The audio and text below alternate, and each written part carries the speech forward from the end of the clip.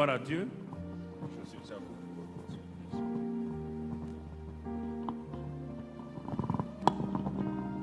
Gloire à Dieu. C'est bon. Merci. Excellent Père de grâce. Merci encore cet après-midi. Te sommes reconnaissants pour ces moments que nous allons passer ensemble. Nous te disons merci pour la parole de Dieu, la parole de grâce, la parole d'amour et la parole qui guérit, qui libère, qui affranchit.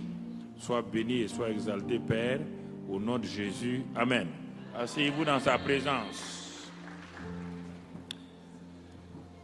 Bien-aimés frères et sœurs, je crois que nous remercions le Seigneur pour ce temps qui nous est donné pour donner le deuxième message. Comme je l'ai dit, honnêtement, je suis là parce que votre pasteur, l'homme de Dieu, est un homme vraiment intègre, un homme que je suis depuis quelques années. Ce sont mes programmes, c'est 1 an, 2 ans complets. Mais ça fait des centaines d'invitations à travers le monde. Mais j'ai décidé de choisir des gens qui sont en train de marcher dans l'intégrité. Le christianisme est devenu quelque chose aujourd'hui d'assez bizarre. Et je ne vais pas aller n'importe où et pour faire n'importe quoi. Je n'ai plus l'âge qu'on me célèbre. Je n'ai plus l'âge que les gens me donnent des choses. Donc, je n'ai pas l'âge où je vais demander l'argent à quelqu'un. Non, mon frère. J'ai un Dieu, un papa. Je lui présente toujours mes factures de cette manière. Je rentre dans l'église. Quand le bâtiment qu'on est en train de faire, c'est combien de milliards. Donc, je lui présente la facture là. Simplement, tu m'as dit de faire ton travail.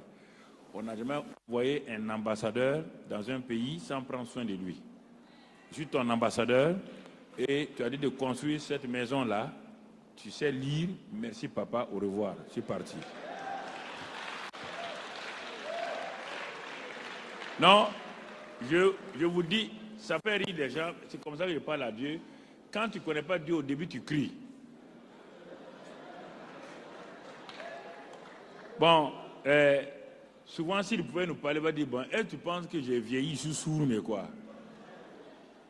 Je ne suis pas sourd, donc j'entends, je comprends, je vois toutes choses, et donc ne t'inquiète pas, je te vois.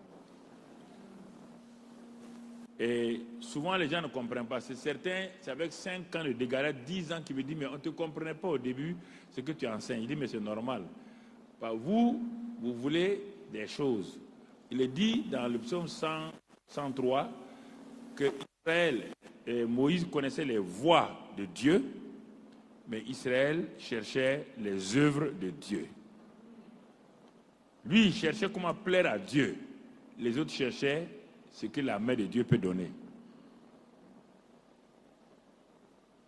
Quand on est enfant, nous connaissons quoi? Quand un bébé est là, il ne connaît rien d'autre que le visage de sa mère. Il ne connaît pas rien de sa mère. Il connaît simplement, donc, le sein que sa mère donne, c'est ça que le bébé connaît. Quand il commence à grandir, il va apprendre beaucoup de choses. Dans sa jeune enfance, il connaît les choses que sa mère donne. Plus tard, quand il devient mûr, il ne cherche plus les mains, ce que sa mère donne, il regarde le visage de sa mère. Si la maman est contente ou pas, l'enfant sait ce qui se passe. Quand sa maman fait certains... elle change même son visage, l'enfant sait que la maman n'est pas contente.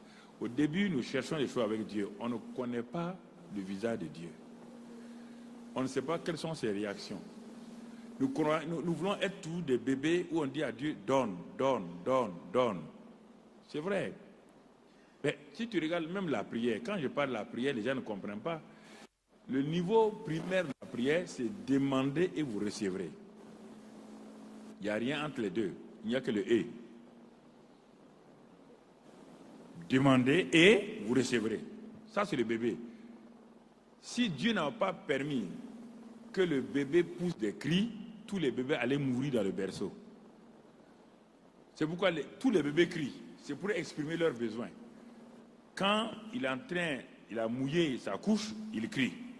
Quand il a faim, il crie. Quand il a soif, il crie. Quand il a mal, il crie. Et la maman réagit automatiquement. 1. 4, 5 ans, l'enfant ne demande pas pour chose. La maman dit, ton repas est posé, va chercher. Donc, les cris ne marchent plus. Il est en train de grandir, oui ou non? Donc, son niveau de prière change. Tu comprends? Il doit chercher et trouver. Le troisième niveau de prière, ça c'est les grandes personnes. On dit frapper et l'on vous. Donc, si tu frappes, ça ne dépend pas que tu as frappé, ça dépend de celui qui est à l'intérieur. S'il veut, il vous. Ça, c'est le niveau de prière. Et les gens croient qu'il suffit seulement de crier à Dieu, Dieu donne. Ça, c'est faux. Vous avez appris ça où? Jésus vous a donné les 3 niveaux de prière. La prière, école primaire, la prière du lycée et la prière de l'université. Et ensuite, si la prière était aussi facile qu'on le dit là, pourquoi les disciples qui étaient avec Jésus l'ont surveillé? La plupart des disciples de Jésus ont été avec Jean-Baptiste, disciples de Jean-Baptiste. Ils ont vu la vie de prière de Jean-Baptiste. Quand ils ont été transférés par Jean-Baptiste chez Jésus, ils ont vu la vie de prière de Jésus. Un jour, Jésus priait dans un certain lieu. Quand il a fini, les disciples ont envoyé quelqu'un parmi eux, va demander au maître là. Et nous avons vu la vie de prière de Jean-Baptiste, on a vu sa vie de prière. On a vu une différence totale entre les deux. Et qu'est-ce qu'ils ont dit? Va lui demander de nous enseigner à prier comme Jean-Baptiste l'a enseigné. Or, la plupart des chrétiens n'ont jamais été enseignés à prier. Quand tu étais nouveau converti, est-ce qu'on t'a donné un enseignement sur la prière? Au début? Non. Tu as appris la prière où? Avec ton voisin et ta voisine. Toi, tu es nouveau converti. Ton voisin qui est là, il n'a pas appris à prier. Ta voisine n'a jamais appris à prier. On dit maintenant, le pasteur dit, lève-nous pour prier. C'est ça la prière. Ah, c'est ça. Donc on doit dire, on souffre ici. Après, tu tournes à gauche. Tu entends quoi? La voisine qui est là, papa, mon mari l'a sort trop. Il faut la ramener à la maison. Tu peux vivre comme ça. Ça, c'est la prière. C'est qu'on dit, enseigne-nous à prier. Enseigne-nous.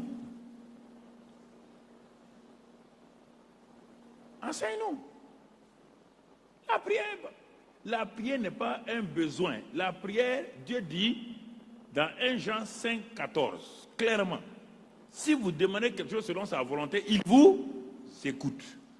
Dieu ne vous écoute même pas avant, il ne va même pas vous répondre. S'il ne vous écoute même pas, comment vous allez être répondu? C'est écrit là-dedans, la prière. Mais je vous parle parce que nous tous, on a commencé comme ça. On a mis 10 ans, 15 ans, ça ne marche pas. On a cherché, on a ouvert maintenant la Bible pour voir. Parce qu'on a appris avec ceux qui nous ont dévancés comme ça. Mais on a vu que, quand j'ai commencé dans notre église, ce qu'on appelle le PSP, le partenariat spirituel de prière, que j'ai fait, il y a 25 ans de cela, j'ai rassemblé l'église, je les ai enseignés 3 mois sur la prière. Toute forme de prière, la prière fervente, la prière de la foi, la prière donc d'importunité, la prière de... Donc tout ce que vous connaissez dans le Nouveau Testament comme prière, les prières d'élit de combat. Quand c'est fini, Dieu m'a dit, tu as bien enseigné maintenant. Tu vas appliquer Matthieu 18 à 20. Il dit, si 2 s'accordent sur la terre pour demander une chose quelconque, cela leur sera accordé par mon Père qui est dans les cieux. Si 2 s'accordent, pas 2 prient ensemble, s'accordent. Dieu dit, mais ils vont s'accorder sur quoi? 1, ils vont s'accorder d'abord, tous les 2 s'accordent avec moi, avant de s'accorder entre eux. S'ils ne sont pas d'accord avec moi, si le pasteur qui veut prier est d'accord avec moi, la personne, le chrétien qui veut prier n'est pas d'accord avec la parole de Dieu, le pasteur va perdre son temps. Il va prier, on va dire que le pasteur, là, ses prières ne sont pas exaucées, ils vont aller ailleurs chercher la prière. Il dit, alors, dis à ton peuple là, de prendre des cahiers.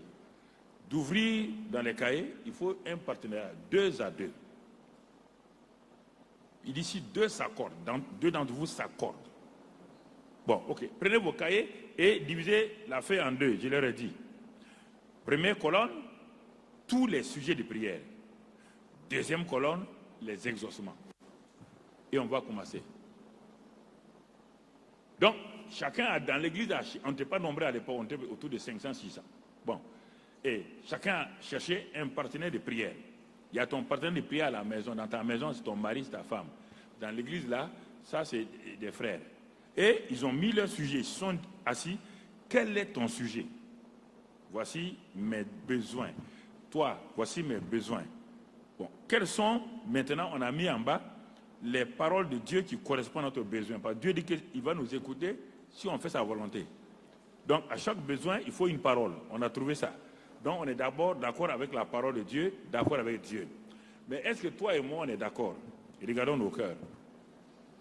S'il y a une petite haine dans ton cœur contre moi, on va prier, c'est inutile. Puisqu'on dit, si vous êtes en train de prier, si vous êtes debout en train de prier, si vous ne pardonnez pas, si tu es mon partenaire, alors que moi je garde quelque chose contre toi, il ne va pas nous écouter. Est-ce qu'on va s'entendre? On se répand s'il y a des choses entre nous, et maintenant on commence à prier point par point. Au bout de 2 mois, j'ai dit, bon, on va s'arrêter. On va pas, il faut aller doucement. On a à l'école. À l'école, on vérifie. Même à l'école primaire, on vérifie les niveaux par des compositions, mensuelles ou trimestrielles. Au lycée, on vérifie les niveaux. L'église ne s'arrête pas pour vérifier le niveau des gens. Quel est leur niveau spirituel, on ne sait pas. Hein, chacun crie. Dans une église, il y a des nouveaux convertis. Il y a des jeunes gens. Il y a des pères. Est-ce que tu peux prendre une classe où il y a un élève du CM2, un élève du CE1, un élève du CP1, de renseigner la même chose? Ça va passer? Ou bien, mon ami, tu ne réponds pas là, ça va passer? Hein? Est-ce qu'ils comprennent? Est-ce qu'ils comprennent? Dans chaque église locale, il y a ces 3 niveaux-là. Il y a les pères, il y a les jeunes gens, il y a les petits-enfants. On te dit que les petits-enfants, leur problème, c'est le péché. Ils n'arrivent pas à vaincre le péché. C'est écrit dans Jean 1, 2. Jean 1, Jean 1, Jean 2. Ils n'arrivent pas à vaincre le péché. Leur problème, c'est seulement, ah, pasteur, montre-moi comment on doit vaincre le péché. Je suis tenté. Mais les jeunes gens, et ils ont fini avec ça, et ils sont forts. Il dit, la parole de Dieu demeure en eux. Mais les pères, maintenant, et ils se multiplient. Mais si tu enseignes à un père à se multiplier, et tu donnes une leçon à un enfant qui se bat dans le péché, tu lui dis tu vas lui apprendre le combat spirituel contre les Goliaths. Il est cadavre. Un soldat recruté aujourd'hui, tu le mets avec les commandos, les forces spéciales, il peut tenir? Militaire, il peut tenir? Alors, l'église c'est comme ça. Donc c'est là que les gens ont commencé à... Et au bout d'1 mois, 2 mois, j'ai dit bon, amenez vos cahiers, asseyez-vous, jour de témoignage. Allez, on va témoigner. Vous, quel est votre partenaire? Là, venez vous arrêter là. Dites-nous votre cahier. Vous avez eu combien de sujets de prière? Ah, nous on avait 20 sujets de prière. Au bout de 3 mois, vous avez été exaucé combien? Quel est le pourcentage? Ah, 10%. Donc ça veut dire que vous êtes encore toto. Toto, ta tête. Vous êtes encore toto. Donc dans la prière, c'est pas fini. Vous, ah, nous on a eu 50%. C'est bon. Mention assez bien. Et vous, ah, nous on a eu 80%. Il dit, mais dites-moi maintenant, par rapport avant, quand on priait là, et maintenant que je vous ai enseigné là, qu'est-ce qui a fait la différence que vous êtes exaucé? Je vais comprendre ça. Ils m'ont dit, pasteur, ah, vraiment, quand toi tu priais pour nous, nous on croisait les bras, on attendait que ta foi agisse. Parfois on ne croit même pas. On dit, mais comme c'est le pasteur là, s'il prie seulement, Dieu va exaucer. Mais quand tu nous as enseigné que nous avons notre part là-dedans, et qu'on doit s'accorder avec la parole, s'accorder avec Dieu, s'accorder avec notre prochain, on a compris que notre responsabilité dans la prière est essentiellement découvert que Dieu nous exauce nous aussi quand on fait. Ah, il dit, maintenant, l'église va avancer. Et, excusez-moi, et maintenant, il y avait, c'est bon. Maintenant, on avait des problèmes. Beaucoup de femmes étaient converties, leur mari n'était pas converti. C'est comme ça la plupart du temps. Dans chaque église du monde entier, il n'y a aucune église où les hommes sont plus nombreux que les femmes. Ça n'existe pas dans aucune partie du monde. Tout le monde entier, c'est comme ça. Parce que les femmes ont trop de problèmes et viennent vite à l'église. Non, les hommes sont au dehors. Donc, en ce moment-là, j'ai dit, bon, c'est pas difficile. Donnez le nom de vos maris là. Puisque ça marche dans le partenariat, ils ne sont pas convertis. Vous avez dit qu'ils sont durs. Ils ne sont pas durs. Vous avez compris maintenant ce que vous devez faire. Prenez leur nom là. Allez dans vos prières là. Commencez à frapper. Tu as dit, crois au Seigneur de Jésus-Christ, tu seras sauvé, toi et ta famille. Moi, je suis sauvé. Mon mari n'est pas sauvé. C'est le chef de famille. C'est le pasteur de la maison. Une église sans pasteur, ça ne peut pas aller, papa. Hein? Une église sans pasteur. Mon mari, il est pasteur de la maison. Elles ont commencé à plaider. Tous ces gens qui se moquaient de moi là sont aujourd'hui mes diacres, mes anciens. Les femmes les ont appris un à un, convertis un à un. Certains ont dit, bon, votre pasteur là, il se moquait de moi avant. Votre pasteur vous dit quoi? Il vous lave les cerveaux. Hein? Vous savez, les hommes de Dieu là, ils cherchent de l'argent. Ils volent votre argent. Vous voyez, tant. Mais, quand ils ont vu que leurs femmes sont transformées par la prière, il y a un en particulier qui a dit à sa femme, mais on dirait que, qu'est-ce qu'il vous enseigne là-bas? La femme dit, il vous enseigne ça. Ah bon? Il vous enseigne tout ça? Il dit oui.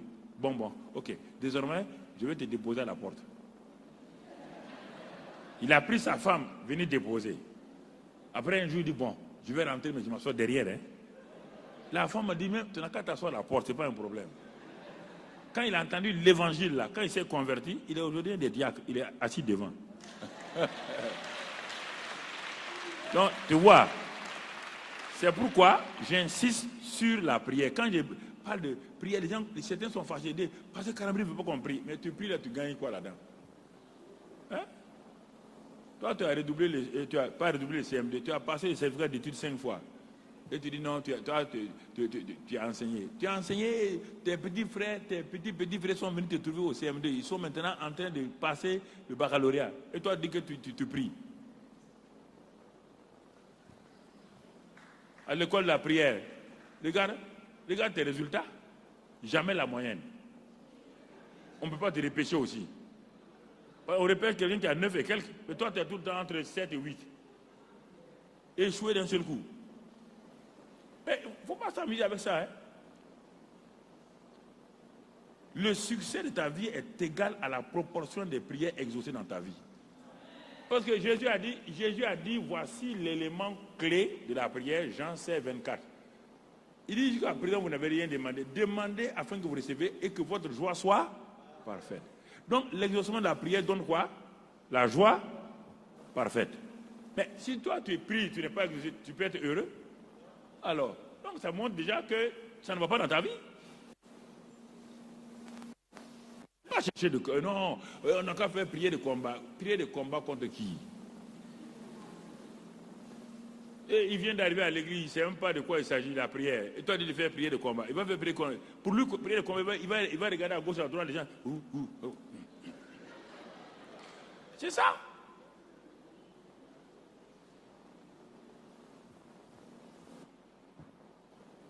C'est pourquoi j'enseigne simplement, de façon dictatique. Donc, c'est-à-dire que simple. Il n'y a pas besoin de crier, non, c'est simple. La voix naturelle, la voix... Et écoutons, le paysan ivoirien est là. Allons le voir là. Le paysan ivoirien, il n'est pas allé à l'école, ou le paysan burkinabé, il n'est pas allé à l'école. Allons voir ce papa-là. Le temps de venir est arrivé. Et vous partez trouver quelqu'un qui est au bord de son champ. Il a fait des digues, il est en train d'arroser. On dit, il veut faire quoi? Il dit, non, lui, c'est un champ de... On dit, ah bon, c'est très bien, vous allez récolter. Hein? Il dit, oui, cette année-là, on va beaucoup récolter. Il a fait des digues, et puis il a mis des choses pour arroser. Il arrose son champ, tout le champ est envahi par l'eau et tout autour. Mais un jour, vous venez de voir, il dit, mais papa, votre rizière, là, quand est-ce que ça met combien de temps pour récolter? Vous devez commencer à ensemencer quand ou bien chose. Il dit, non, lui n'a pas ensemencé, mais lui, il a la foi que par l'arrosage, là, il va récolter. Ça peut aller? Il va récolter. Mais qu'est-ce qui va sortir? Il ne va pas récolter du riz, mais qu'est-ce qui va sortir? Des herbes. Je te pose la question. La prière, c'est la pluie et l'eau. Mais si tu arroses et il pleut sur un champ qui n'a pas été ensemencé, tu peux récolter? La semence, c'est la parole. On te dit que Dieu ne fait rien sans ça. Tout ce que Dieu fait, il le fait par là. Non, tu dois d'abord ensemencer le sol et maintenant par la prière, tu arroses. Et l'adoration, c'est les engrais. Et ça fait quoi? Ça va monter. Toi, tu n'as rien semé et on dit, tu es en train de prier. Tu pries, ma fille, tu pries pour quoi? On prie seulement, papa, on prie. Tu es insensé comme ça? Tu n'as rien appris en classe, à l'école, tu vas aller à l'examen. Et le jour des résultats, tu peux avoir ton nom sur la liste.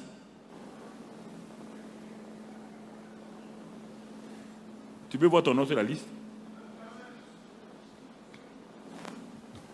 C'est ça le vrai problème. Pas les gens pensent qu'on dit, il suffit de dire à Dieu, Dieu comprend. Hein? Dieu me comprend. Dieu ne comprend pas. Dieu comprend sa parole, il ne te comprend pas. Dieu ne comprend pas les problèmes des gens. Quand il dit ça, les gens sont choqués. Dieu ne comprend pas. Il dit que lui, il veille sur ça. Est-ce qu'il a dit qu'il veille sur tes problèmes? C'est en train de te déranger. Hein? Je vais enlever ça là-dedans. Je vais remettre là-dedans. Si ça te pique là, ça veut dire qu'il y a une plaie. Si je viens de l'alcool ici, l'alcool iodé tout de suite là, je présente 2 mains.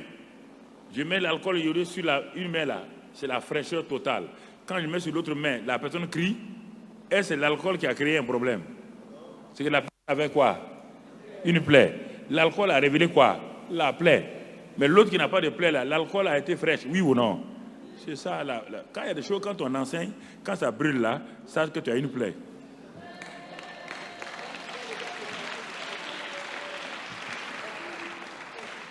Non, mais à quoi ça te sert de dire, peut-être on veut m'attaquer, on veut quoi. Mais si tu n'as pas de résultat, change. Dans le monde te montre, on confie une équipe à un entraîneur pour aller à la Coupe nationale. Il n'arrive jamais aux éliminatoires, lui il est éliminé. Qui va laisser son équipe entre les mains de cet entraîneur là? Vous aussi, soyez correct là. Tu donnes ta boutique à vendre à quelqu'un. Tu viens trouver que la boutique est vide, il n'y a pas d'argent. Tu vas faire quoi? Retirer? Tu donnes ton troupeau de moutons ou de bœuf à quelqu'un. Tu n'as jamais de veau, tu n'as jamais d'agneau, rien. Tu retires. Quand même, soyez logique avec vous-même. Vous priez, il n'y a pas de résultat. Arrêtez-vous. Il y a une panne quelque part. On dit que c'est Satan. Quel Satan? Satan peut arrêter la prière de qui? Que Satan a arrêté la prière de Daniel. Des histoires comme ça. Il n'y a pas le sang de Jésus encore. Au temps de Daniel, est-ce qu'il y avait le sang de Jésus? Quand Satan a été chassé là, il peut, au temps de Job, oui, au temps de Job, ça c'est le temps de Job. Est-ce qu'il y avait le sang de Jésus là-haut? Le sang de Jésus a vaincu le monsieur Satan et il a été vidé du ciel. Il ne peut plus s'approcher. Tout le ciel est garanti par le sang. Jésus a amené son sang et il a purifié tout ce que Satan a mis là-haut. Et toi, tu vas prendre l'affaire de Job, l'affaire de Daniel, aller mêler avec le grand Jésus qui a vaincu, qui a tout nettoyé, qui m'a montré. C'est que tu ne comprends pas la parole. On te dit que toi-même, nous l'avons vaincu par le sang de Jésus et par la parole de notre bouche. Nous-mêmes, nous l'avons vaincu. C'est pourquoi il ne peut pas s'approcher de ma maison. S'il ne peut pas s'approcher de ma maison, il peut s'approcher du ciel. Satan peut s'approcher du ciel aujourd'hui. Sur la base du sang de Jésus. Si Satan s'approche du ciel là, donc toi-même tu es guiné à mourir.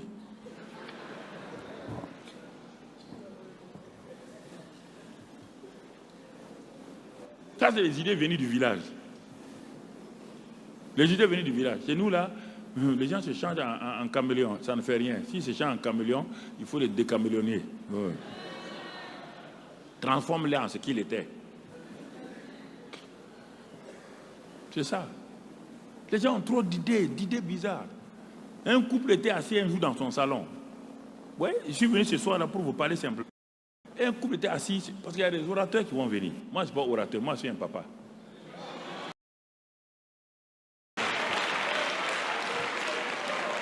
Non, j'ai dit aux autres là, à tout le monde, il ne faut pas me mettre parmi vos orateurs. Je ne suis pas un orateur. Pas m'aligner avec vos orateurs. Ils sont bons, très bons. Mais moi, je ne suis pas orateur, je suis papa. Voilà, il ne faut pas mélanger les choses. Ouais. Mon ami, il ne faut pas mélanger. Même si dans une famille, il y a un président, le jour qu'il y a une réunion de la famille, ce n'est pas lui qui préside. Il s'assoit comme un enfant et c'est le papa qui préside.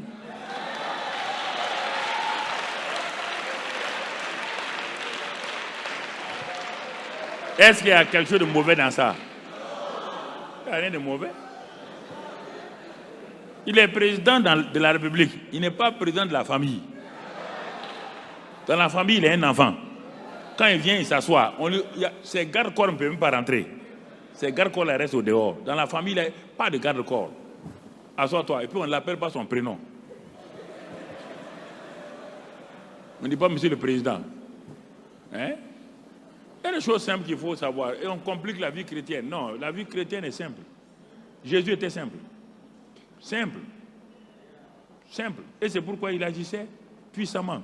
Donc, quand je vous ai dit hier, là, par exemple, que le titre que l'homme de Dieu a donné, moi, je crois qu'il faut qu'il continue dans ça, là, parce qu'il est tombé sur un filon très important qui lui-même doit explorer pendant des mois et des années. Et tu vas voir, les choses vont changer.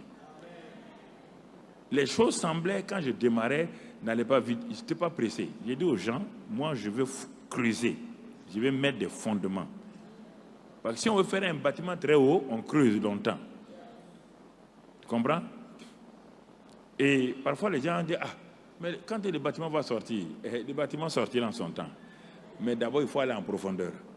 Si on ne va pas en profondeur, si vous rentrez dans un bâtiment qui est un bâtiment de 15 étages sur un fond de 1 mètre, sache qu'un jour, tu vas te trouver en dessous de 2 mètres toi-même. Le bâtiment là va t'enterrer toi-même. Il faut éviter ça. La vie chrétienne, c'est comme ça. Il ne faut pas te presser. La vie chrétienne, c'est la profondeur. On ne trouve pas l'or en surface. L'or, le pétrole, c'est en profondeur. Mais les cailloux, on les trouve. C'est pourquoi le caillou n'est pas un bien économique. Non,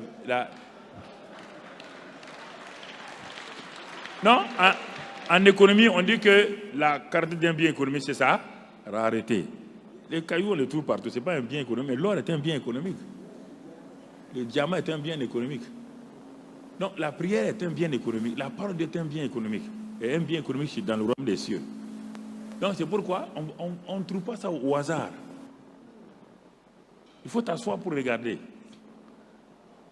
Quand tu rencontres, il y a un roi là, Roboam, quand il a pris le pouvoir, on a demandé, ses amis ont dit, bon, il dit, qu'est-ce que tu vas faire? Tu as remplacé ton papa Salomon. Qu'est-ce que tu vas faire? Roboam dit, non, attendez-moi, je vais aller. Il a fait quoi? Il s'est caché aller voir les anciens la nuit. Les anciens l'ont conseillé. Il dit, bon, si tu veux grandir plus que ton papa Salomon, c'était un grand roi. Si tu veux grandir plus que lui, voilà ce qu'il faut faire. Ils lui ont donné des bons conseils pour enlever tous les échecs de Salomon là. Tout.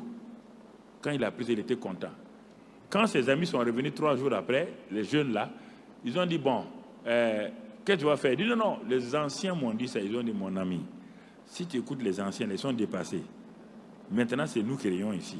Voilà ce que tu dois faire. Et c'est ça qui a détruit Roboam.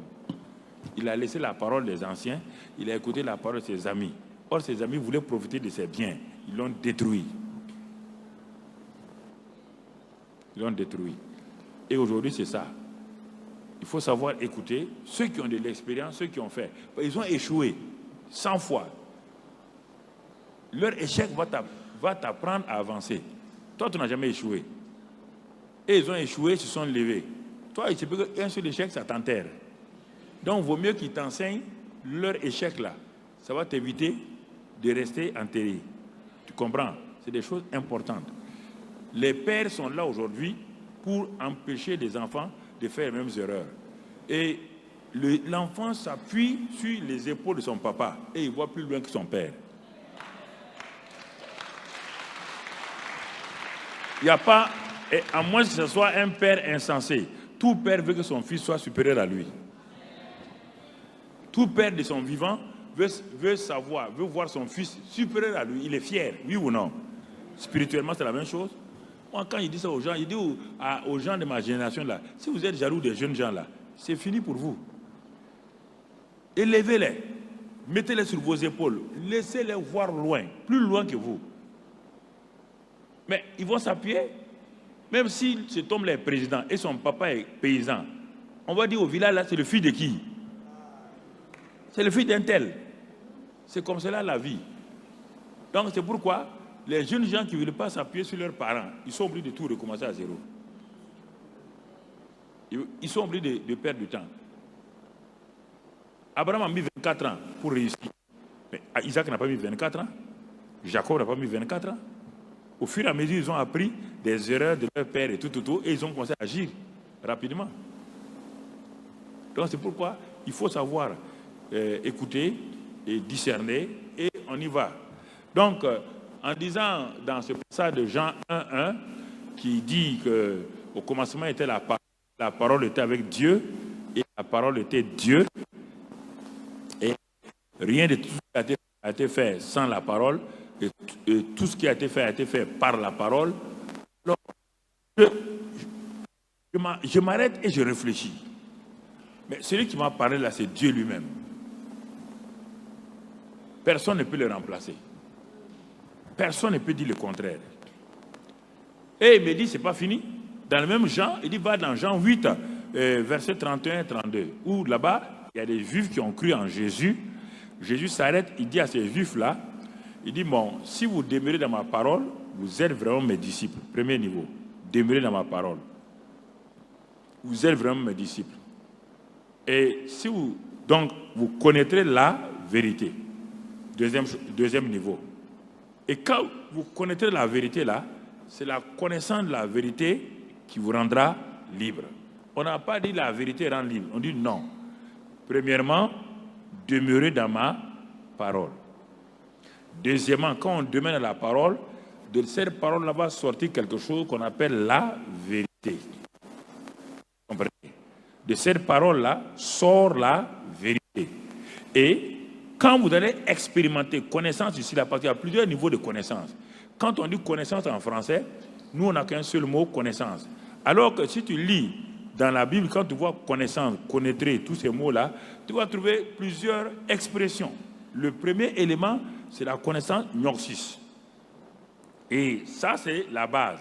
Deuxième élément, connaissance ginosko. Après, cette connaissance-là, la connaissance épiginosko. Après cela, la connaissance épinoxis. Après cela, la connaissance supérieure, c'est la connaissance aïdo. C'est la connaissance qui ne vient pas, non de la tête, ni ailleurs, mais de la révélation d'un discernement. Il dit, ah, je comprends. C'est en ce moment, on ne dit plus connaissance, on dit, je comprends. J'ai vu. C'est-à-dire que tu as compris la chose. Mais on ne dit plus, j'ai connu, on dit, j'ai vu. Oui, je comprends. C'est-à-dire que c'est ça. Mais dans le français, malheureusement, nous avons les mêmes mots, connaître, connaître, connaître. Non. Jésus dit, ce sont ceux qui ont expérimenté. Et ce mot connaître là, connaître la vérité là, si tu vas trouver son origine se trouve dans le livre de Genèse. Quand il est dit, Adam connut sa femme Ève. Il y a eu quoi? Des enfants. Ce n'est pas une connaissance intellectuelle, non. C'est expérimental. Quand Adam a connu sa femme Ève, donc de cette connaissance-là est né Caïn et ensuite Abel. Donc Jésus dit, dans Jean 8 là, c'est celui qui va expérimenter. Celui qui aura une relation expérimentale avec la parole, qui sera libre. Libre dans quel domaine? Si c'est dans le domaine de la pauvreté, il étudie et il a la révélation. Quand il rentre dans la connaissance de la vérité sur la loi de s'aimer et de récolter, c'est fini, il est libre pour toujours. C'est un homme qui est mis au large. Si c'est la guérison, s'il étudie la parole de Dieu, il lit les versets, il les connaît, il les lit, il n'y a pas de connaissance. Il n'a fait que lire. Dieu dit demeure dans la parole. Il faut que tu sois disciple. Il faut que tu sois un étudiant de la parole. Disciple, ça veut dire un étudiant. Sois disciple d'abord, ne te presse pas. Ta maladie n'est pas un problème. Sois disciple de la parole. J'étudie, je regarde, je prie, j'étudie, je regarde. Il dit à un moment donné, de cette étude-là sort maintenant la vérité. La vérité de quoi? La vérité sur la guérison. Et quand tu connais cette vérité-là, cette vérité-là te libère ta maladie. Voilà les chrétiens. Mais quand on n'est pas chrétien, quand les gens sont en ville, on prie pour eux rapidement, Dieu, la grâce de Dieu les guérit. Mais quand tu deviens chrétien maintenant, ce n'est pas pareil. C'est pourquoi les chrétiens disent, je ne comprends pas, comment je m'en vais prier pour les gens en ville, ils sont guéris. C'est normal, Dieu n'est pas bête. Pour avoir un poisson, tu jettes la maison sans appât, il ne va pas prendre. Même le poisson n'est pas bête, il ne prendra pas ton hameçon. Pour qu'un païen se convertisse, toi tu vas dire des cadeaux comme ça, viens te convertir, il va dire non. Mais si tu dis tu es malade, oui, oui, tu es malade. Bon, je vais prier pour toi. Quand il est guéri là, tu as donné l'appât, non? Quand il dit, ah, tu as guéri, donc ton Dieu est vrai, il va venir. C'est la même chose. C'est pourquoi quand tu deviens chrétien, tu es frustré. Maintenant, tu as la connaissance. Il faut expérimenter la connaissance. Ah, Dieu t'a flatté pour venir, tu es rentré maintenant. Voilà, marche, hein. Ah, tu ne veux pas ça, ma fille. Tu n'aimes pas ça, hein? Tu veux que quand tu continues, quand tu dis, quand j'étais nouvellement converti là, Dieu m'exauçait. Tu étais un bébé. Tu n'es plus un bébé. La maman dit, ta nourriture à la cuisine, va prendre ta nourriture. Ah, maman, quand j'étais bébé, tu me donnais le sein. Il dit, tu n'es plus au sein, va prendre ta nourriture. Et reste tranquille. Si tu ne manges pas aussi, il faut laisser. Ah, c'est comme ça. Dieu agit dans le naturel, dans le spirituel. Et nous ne voulons pas. Nous voulons commander Dieu. Nous voulons faire plaisir à Dieu. Attention, hein, il y a une affaire qui t'attend. Hein. On ne fait pas plaisir à Dieu. Si tu es fâché contre Dieu, Satan applaudit. Quiconque se fâche contre Dieu, Satan dit, il faut le laisser se fâcher contre Dieu. Il va aller avec moi en enfer. Il ne faut pas le dire, il ne faut pas calmer son cœur. Laisse-le, il va se fâcher. Continue. Il n'y a pas un choix. Il y a paradis, il y a enfer. C'est un choix. Tous les jours, c'est un choix. Quand tu te réveilles chaque matin, c'est un choix. C'est un choix que tu fais. D'obéir à Dieu, de marcher avec Dieu. Tu n'es pas un robot. Dieu t'a donné une volonté. Tu dois obéir. Dieu a donné une volonté à Adam, il a désobéi. Dieu dit tu meurs. C'est moi qui t'ai créé, mais tu meurs. Tu meurs. Donc, la parole là, la parole est importante. Donc, tu vois, quand nous regardons ces choses-là, Jésus dit, je suis descendu du ciel pour faire la volonté de mon Père. La volonté de mon Père, c'est quoi? C'est la parole. Si tu ne crois pas, lis dans Jean 14, 10. Jean 14, 10, quand il dit, je vais faire la volonté de mon Père, là, la volonté de mon Père, c'est quoi? Jean 14, verset 10. Qu'est-ce qu'il est dit là-bas? Il est écrit dans ce passage-là, Jean 14, verset 10. Il dit à Philippe, ne crois-tu pas que je suis dans le Père et que le Père est en moi? Les paroles que je vous dis, je ne les dis pas de moi-même, et le Père qui demeure en moi, c'est lui qui fait les œuvres.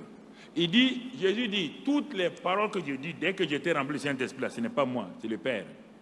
Et les œuvres que je fais là, c'est le Père qui est en moi qui fait les œuvres. Alors, si Jésus lui-même te dit que lui n'a pas de parole personnelle, c'est les paroles du Père, il n'a pas d'œuvre personnelle, et toi et moi, nous voulons avoir des paroles personnelles, des œuvres personnelles, Dieu ne peut pas appuyer nos paroles personnelles. Dieu veille sur sa parole, pas nos paroles. Dieu veille sur sa parole. Et c'est pourquoi il dit, dans Ésaïe, il dit, rappelle-moi, remémore-moi ce que je t'ai dit. Viens, on va parler. Ce que je t'ai promis là, rappelle-moi ça. Ne viens pas me dire que tu as un problème. Non, dis-moi, Père, tu as dit ça. Moi, je m'assois sur ça et je m'attends à ça. On n'est pas des mendiants. Pleurer devant Dieu, ça ne marche pas. C'est pourquoi des gens meurent dans le monde entier. On dit, mais Dieu a laissé mourir des chrétiens. Mais Dieu n'a pas laissé mourir des chrétiens. Dieu dit que lui, c'est sa parole. Et c'est pourquoi certains disent, mais Dieu, on dirait qu'il est méchant. Il n'est pas méchant. Il dit, c'est sa parole.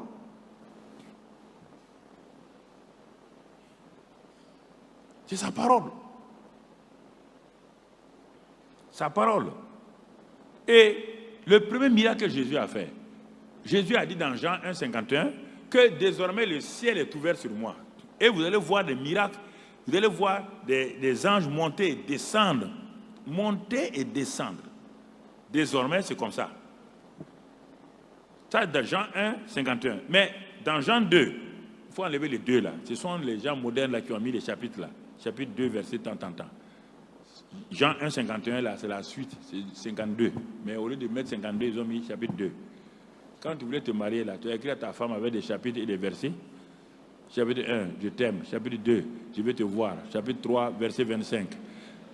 Je vais maintenant te rencontrer à Boulmiche. Tu as écrit comme ça. Dieu a écrit une lettre d'amour et les gens ont mis ça en morceaux, chapitres et versets. La Bible n'a jamais été écrite en chapitre ni en verset. C'est une lettre simplement qui était là. Et les gens ont voulu. C'est pourquoi on commence certaines phrases, certains chapitres avec « et ». Et c'est conjoncté de coordination. Comment on peut commencer une phrase avec « et » ? Si je viens vous trouver des « et », vous allez dire « mais et quoi ?» Et quoi? On ne commence pas une phrase avec « et ». Et c'est une conjoncture de coordination qui lie un événement passé avec un futur.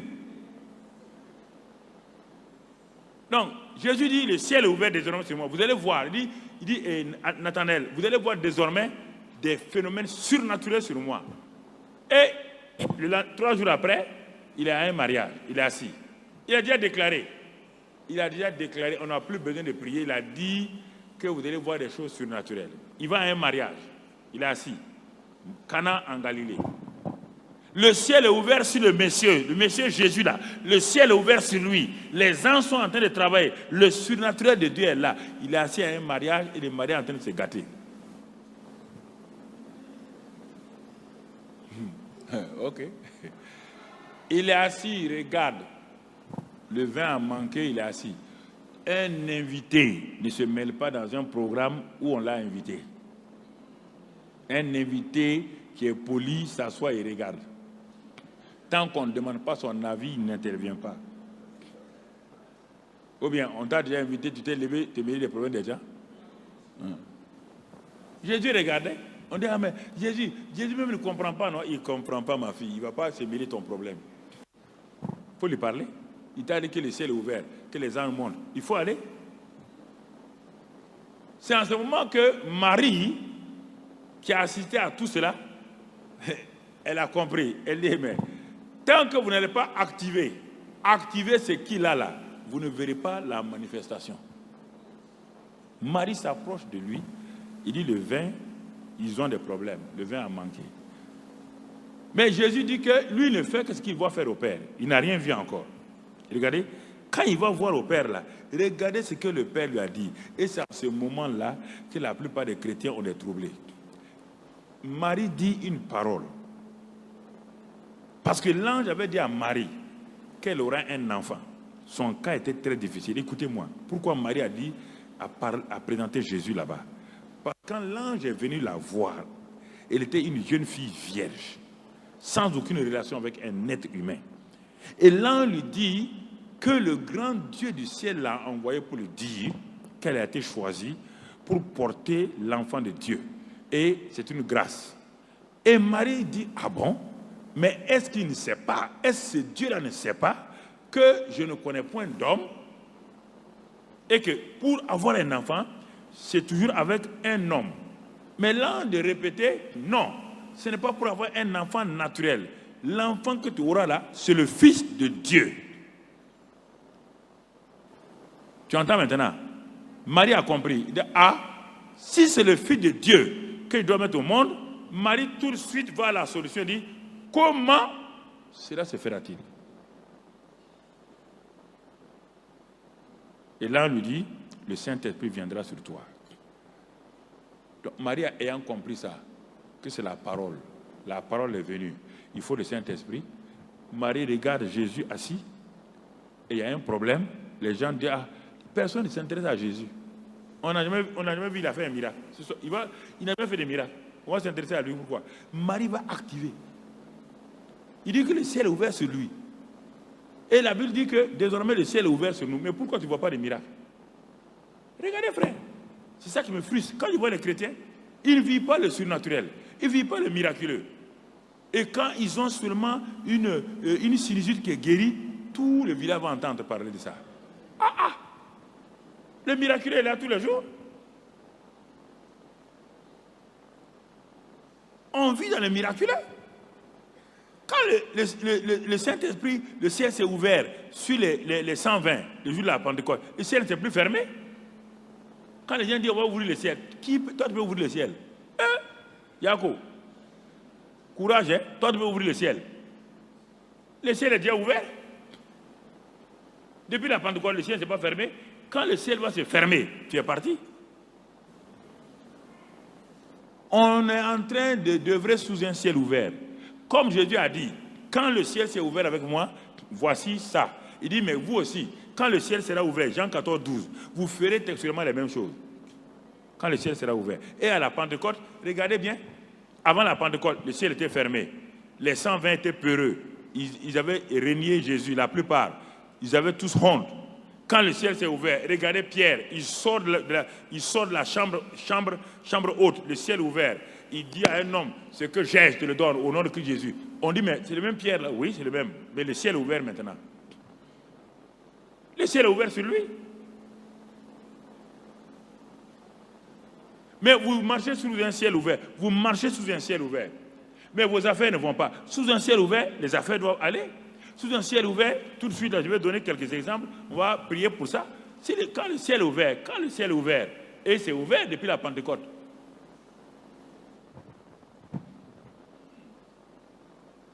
Et alors, Marie dit, bon, faites ce qu'il vous dira seulement. Faites ce qu'il vous dira. N'essayez pas d'examiner ce qu'il vous dit là. Moi, quand l'ange a dit, Papa bon Dieu a dit, et que j'ai dit, comment cela se fera-t-il? On m'a dit, c'est l'ange. J'ai dit à l'ange Gabriel d'aller dire, Luc 1, 37, d'aller à l'ange, d'aller dire à Papa bon Dieu que je suis la servante du Seigneur. Je suis totalement d'accord avec lui. Quand le Saint-Esprit te parle à travers la parole, toi tu veux discuter avec lui, il n'aime pas ça. Le Saint-Esprit, ce qu'il n'aime pas là, que quand vous voulez discuter, que tel homme de Dieu a dit, il te laisse tranquille, il s'en va. Il est en toi, hein, il se tait, il te regarde. Il te laisse. Faites ce qu'il vous dira. Dès qu'il a activé ça, il a activé, le Père a dit oui. Maintenant, mon fils, rentre dans ton ministère. Il dit, vous voyez les vases, là, il dit oui, remplissez d'eau ces vases. Maintenant, c'est là où beaucoup de chrétiens ont des problèmes. Quand ils demandent quelque chose à Dieu, ils pensent que Dieu va répondre logiquement. Et ils s'attendaient à ce qu'on a dit, que Jésus se lève, il dit, bon Père, tu vois, il leur manque du vin. Maintenant, fais pleuvoir le vin, oh, papa, bon Dieu. Non. C'est ça qui fait. Les gens ne voient pas le miraculeux parce qu'ils ne participent pas au principe du miraculeux. Ils ne suivent pas les principes miraculeux. Ils ne savent pas que le miracle de Cana, on dit le premier des miracles. On n'a pas dit le premier.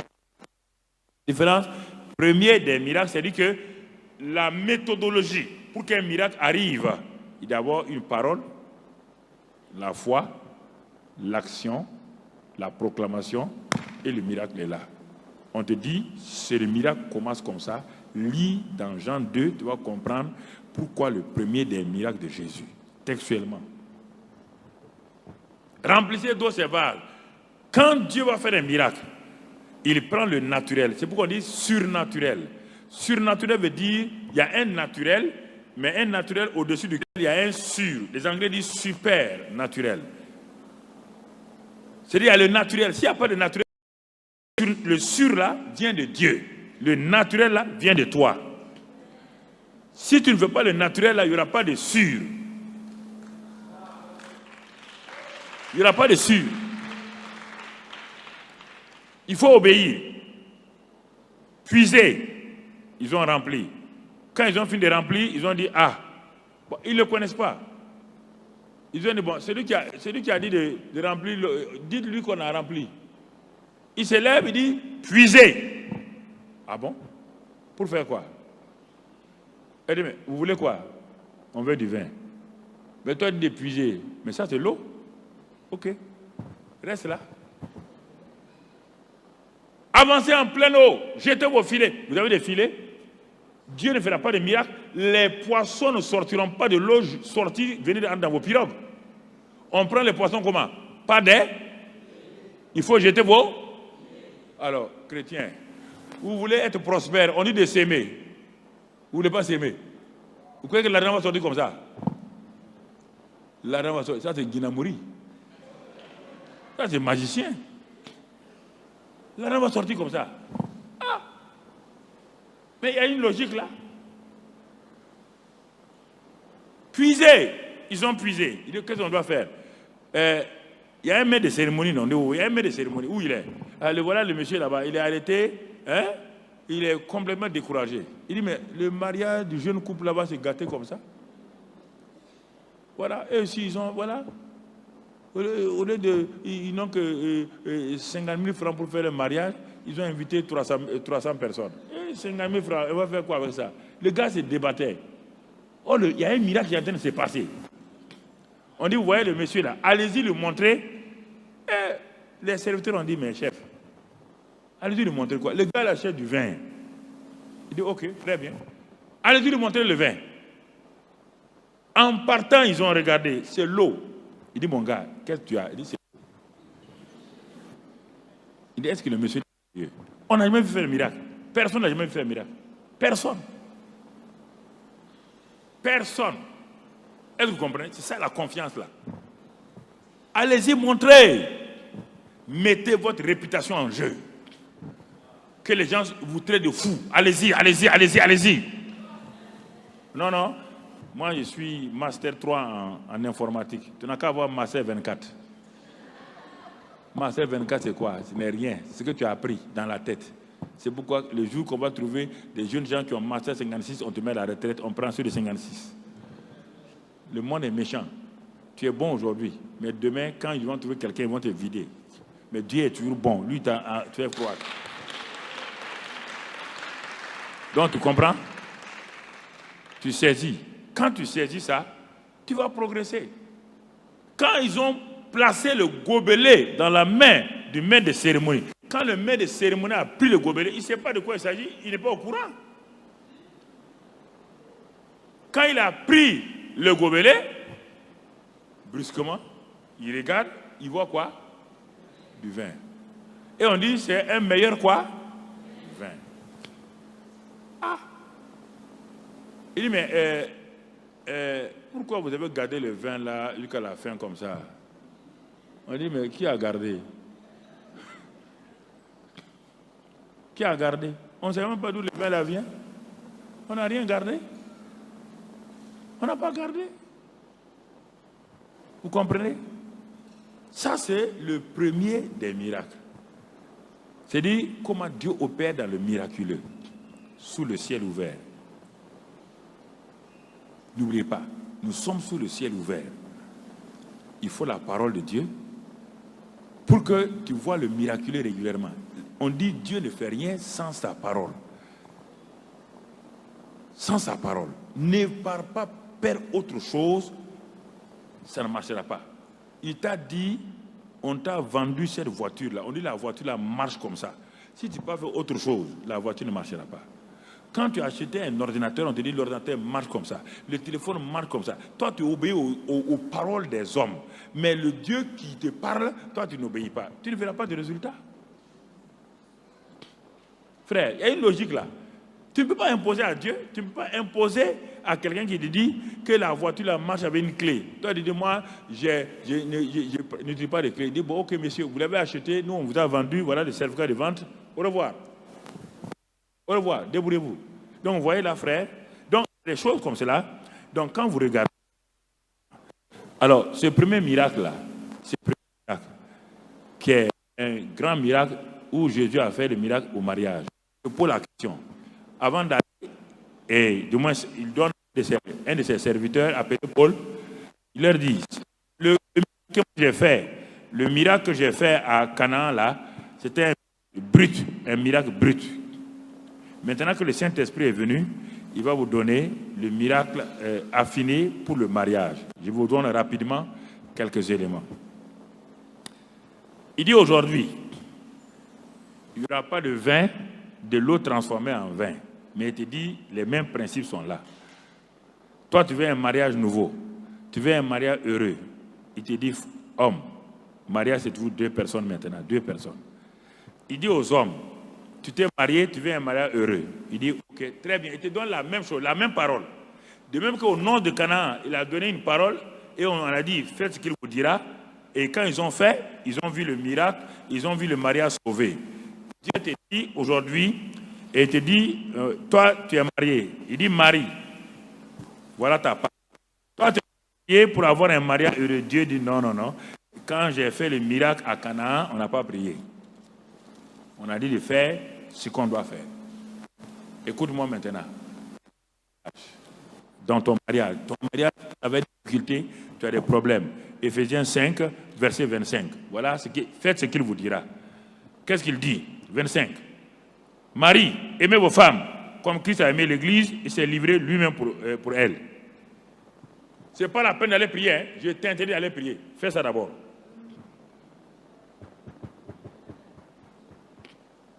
Tu veux un miracle dans ta famille, on dit d'aller, que non, on va aller prier, on va aller jeûner. Il n'y a pas de jeûne et prière. On te dit, Marie, aimez vos femmes, comme Christ a aimé l'Église et s'est livré lui-même pour elle. Marie, tu es ici, tu dis ta femme est comme ça, ta femme est comme ça. L'époux de Christ qu'on appelle l'Église là, elle est comme ça. Mais Christ est livré pour elle.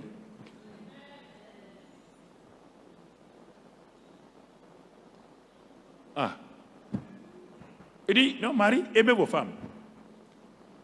Dans la Bible, tu ne verras jamais dire aimez vos fiancés. On n'aime pas ses fiancés. On sentimentalise ses fiancés. Parce qu'on aime sa femme. Quand on a découvert qui elle est, maintenant pour aimer, là, c'est un problème. Sauf ma femme que j'aime, il n'y a pas de problème.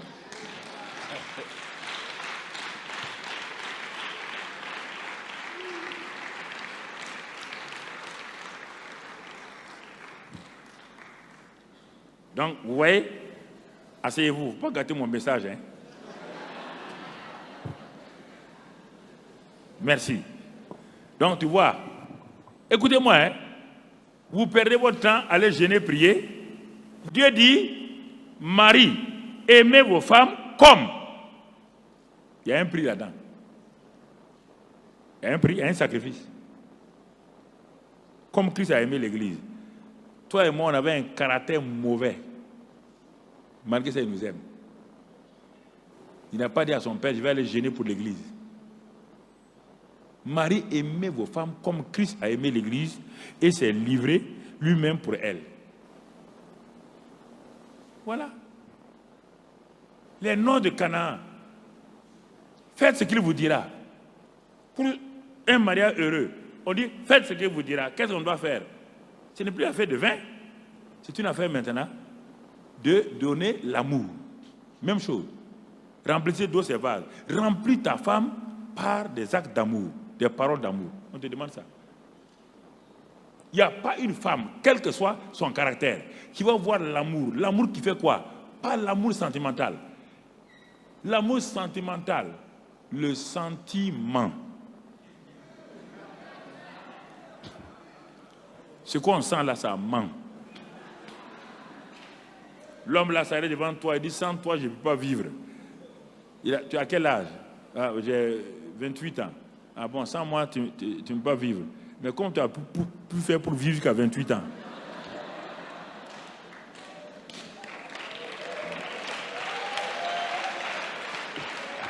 Non, les hommes mentent beaucoup. Mentent beaucoup. Mentent beaucoup. L'amour, là, c'est quel amour? Ah? Mais il dit, tu ne connais pas l'amour. Va lire dans 1 Corinthiens 13, 4 à 8. L'amour excuse tout. Ah, donc tu veux dire, j'ai donné de l'argent à cette femme-là pour préparer. 15 jours de l'argent est fini. Et même le lancement est fini. Et donc, les condiments sont finis. Dieu dit oui. Donc, il doit l'excuser. Dieu oui. Dieu. Ah, si on fait comme ça, la femme va me piétiner. Hein? Dieu dit, laisse qu'elle va te piétiner. Tu vas comprendre. Elle ne piétine pas. L'amour fait quoi? Quoi? Ah. Mais c'est un sacrifice. Christ a aimé l'Église comme ça. Il a sacrifié. C'est la parole là. Au commencement était la parole. C'est la parole là comme ça. Maintenant la salle est devenue silencieuse. Hein? Pierre dit, c'est pas Paul seulement qui a dit ça. Si tu lis, il dit, mais il s'est sacrifié, et car jamais personne n'a haï sa propre chair, mais la nourrit et en prend soin comme Christ le fait pour l'Église. Si tu lis tout Éphésiens 5, là, tu vas trouver. Il y a un sacrifice là-dedans. Il y a un prix. Et Pierre dit, 1 Pierre 3, 7, si tu n'honores pas ta femme là, quand tu ne l'aimes pas comme ça là, il dit quand vous allez prier là, Dieu lui ne répond pas à vos prières. 1 Pierre 3, 7, il ne répond pas à vos prières. Ça c'est le rôle des maris. Les femmes, Éphésiens 5, 22. Éphésiens 5, 22. Il dit, femmes, soyez soumises à vos maris comme au Seigneur.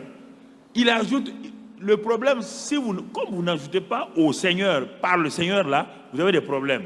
Parce que si vous dites, femmes, soyez soumises à vos maris, s'il n'y a pas comme au Seigneur là, vous allez dire, mais comment je vais me soumettre à ce gars-là? Regarde ce qu'il fait. On dit comme au Seigneur. Là aussi, c'est un prix. C'est l'amour des femmes pour leur mari, comme ça qu'on appelle soumission. C'est l'autre amour, l'autre aspect de l'amour. On dit, faites ce qu'il vous dira. Mais nous, on dit, non, on va prier gêné. Bon, va prier gêné. Va prier gêné et n'aime pas ta femme, ne te soumets pas à ton mari. Va continuer. Non, les gens disent, mais non. Et on te dit ça, voilà ce qui est écrit. Mais papa, tu comprends, mon mari est trop... La Bible dit, aimez, soumettez-vous à vos maris. S'il est méchant et il est violent, tu peux te libérer à un moment donné, te mettre quelque part, dire séparez-vous, mais ne divorcez pas. C'est écrit dans la même chose. Sépare-toi, mets-toi à l'abri pour que dans son alcoolisme et autres là, il ne pose pas un acte qu'il peut regretter. Montre-lui ça.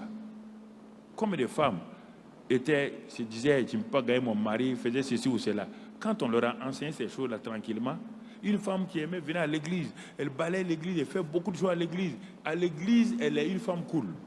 Mais quand elle arrive à la maison, son mari ne peut pas. Elle juge son mari et tout, jusqu'au jour où on lui a enseigné ça. Quand elle a compris ça, elle a dit, ah bon?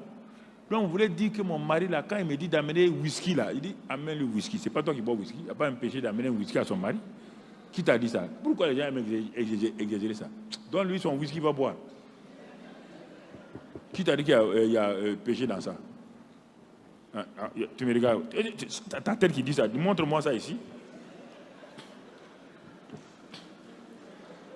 Non, le problème, c'est que vous partez, vous vous agrippez à des choses qui ne sont pas réelles.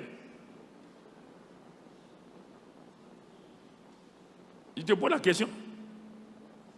Dieu dit que les sacrificateurs... Non, Dieu n'exagère pas. Dieu dit attention, de faire attention. L'alcool, ça te crée un problème. C'est pourquoi on dit de ne pas boire. C'est pas parce que l'alcool, si tu le bois, ça ne fait rien à Dieu. C'est toi qui ça crée un problème.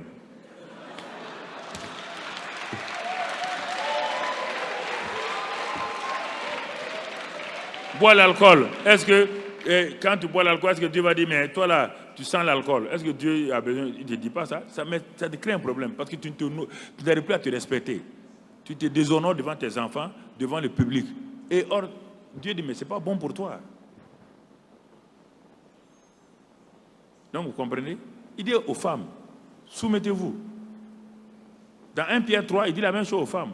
Et considérez vos maris là comme des seigneurs de la maison. Il dit, mais votre maman à Sarah là, appelait Abraham son seigneur.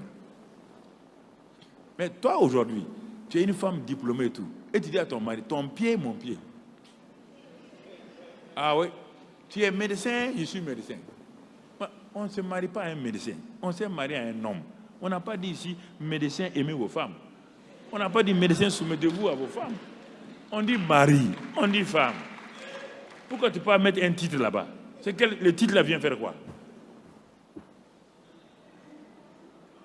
Quand tu seras médecin à la retraite, tu vas faire quoi maintenant? Tu n'es plus médecin, tu vas faire quoi maintenant? Vous voyez là, on se complique les choses. Bon, les gens, regardez, faites ce qu'il vous dira. La parole, au commencement, la parole. Jésus a commencé le premier miracle avec la parole en disant aux gens, faites. Ils ont fait, ils ont vu le miracle. Il dit ici aussi, Marie aime, femme, soumets-toi. Et cette femme dont j'ai parlé là, quand on lui a conseillé comme ça, il dit, ah bon, donc on doit... bon. Un jour, son mari est parti au travail, elle ne faisait plus son lit, elle ne faisait rien. Quand le mari est parti au travail, elle a fait le lit, elle a nettoyé elle-même, elle a fait le lit, elle a parfumé comme avant, et puis elle a préparé le repas que son mari aimait au début de leur mariage. Le repas posé sur la table et tout, et vers 11h30 comme ça, elle a téléphoné au bureau. Quand son mari a pris le téléphone, elle a dit, chérie, ça va? Le mari dit, c'est qui? Il dit, mais comment, tu ne reconnais pas ma voix? Il dit, il y a combien d'années tu as dit chérie? C'est pourquoi j'ai dit, c'est qui? Il dit, c'est moi. Ah, et puis elle lui parle bien. Il dit à sa secrétaire, congé, il faut aller. Il y a un miracle chez moi à la maison.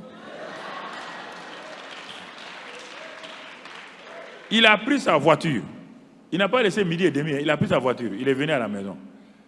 Quand la femme a entendu la voiture entrer, la terrasse, il est parti garer vers la terrasse. Donc la femme est partie s'arrêter à la terrasse. Elle a ouvert le portail de son mari. Elle a tenu la main de son mari pour monter. Le gars, il marchait comme un gars drogué. C'est-à-dire qu'il ne croyait pas. Peut-être il se disait c'était un rêve. Il rentre dans la chambre.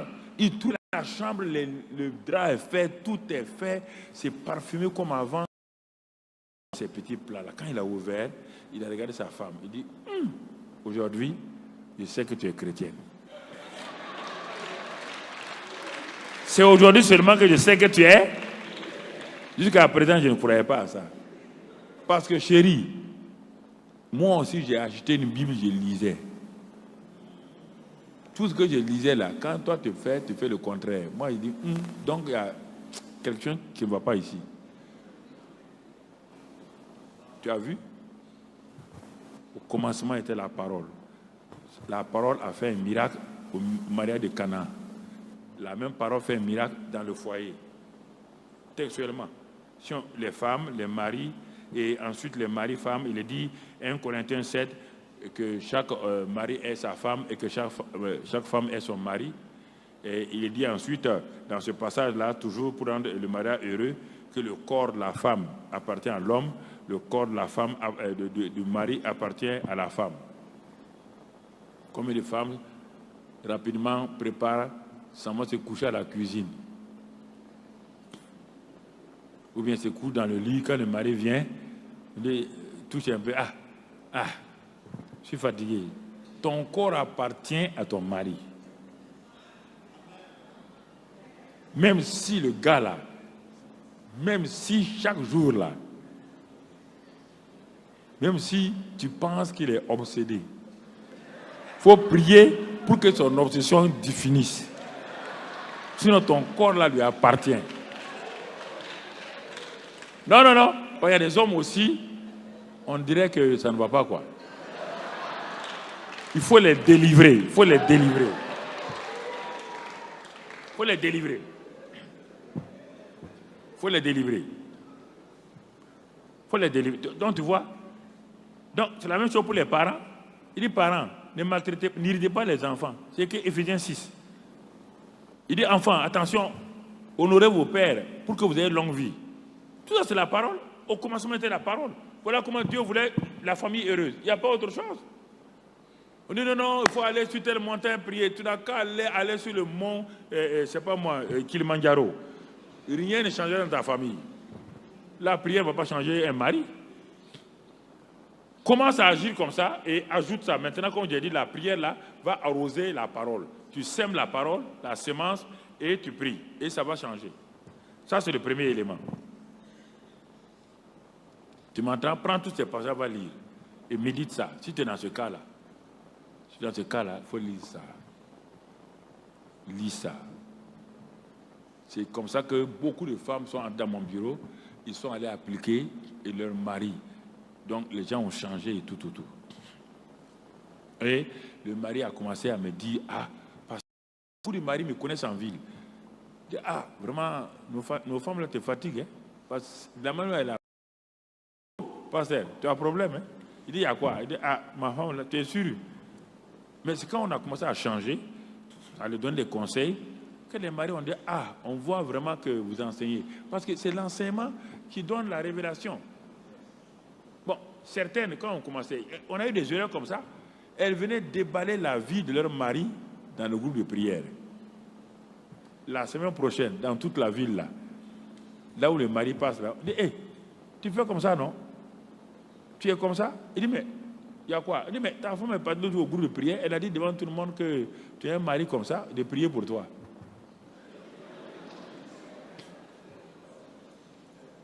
Tu comprends? Il faut éviter. N'allez pas vendre votre famille dans un groupe de prière.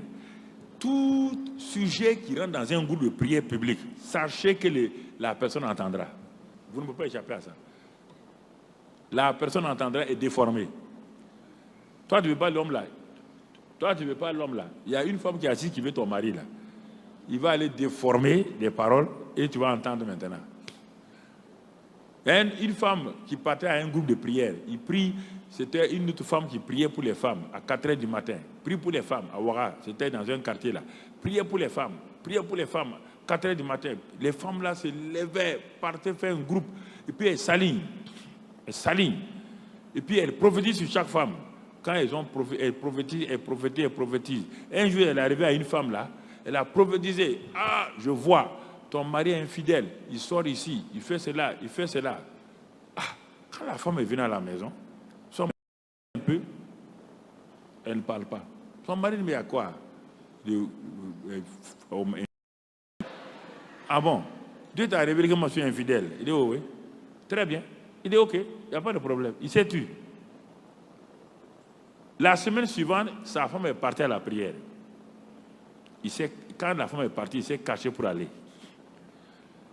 Quand maintenant on dit de venir pour prier, lui aussi s'est aligné. Quand ils sont arrivés à la prophétesse là, Dieu a permis, quand elle est tombée sur le mari maintenant, sa femme était assise dans l'assemblée, elle voyait son mari.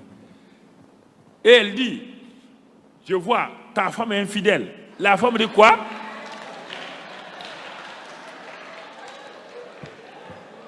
La femme s'est levée. Elle dit, bâtard. Elle dit,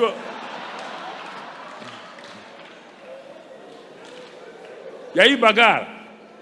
Mais le mari dit, ah, non, tu es infidèle, hein? Tu es infidèle. Tu es venu me dire que Dieu a parlé. Dieu a parlé aussi ici.